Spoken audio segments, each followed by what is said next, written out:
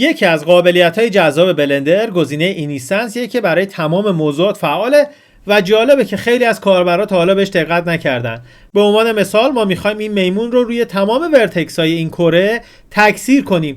خب خیلی راحت میایم اون سطح مورد نظرمون رو که قرار روش تکثیر بشه انتخاب می‌کنیم.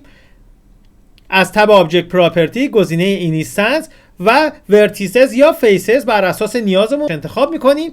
سپس اون موضوعی که قرار تکثیر بشه باز در تب آبجکت پراپرتی ریلیشنز و گزینه پرنت رو میذاریم روی سطحی که میخواد تکثیر بشه. حالا میمونمون رو میگیریم اسکیلش میکنیم که مطابق اون اندازه‌ای که مورد نظرمون هست بشه و جالب از این به بعد اگر توپولوژی مشتون تغییر بکنه اینا باش میان. مثلا من ساب دیوایدش میکنم و میبینید که تعداد اینا بر اساس تعداد ورتکس ها اتومات تکثیر میشه.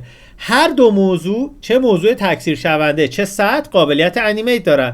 به عنوان مثال من دو تا آبجکت رو گرفتم، یکی ثابت و یکی متحرک و اینا رو انداختم روی یک سطحی که به شدت تعداد مش‌هاش زیاده و من اون سطح رو تبدیلش کردم به یه پارچه، بردمش توی شبیه ساز پارچه و روی یه موضوع دیگه انداختم. همونطور که میبینید هم سطح و هم موضوع تکثیر شونده هر جفتشون قابلیت انیمیشن دارن.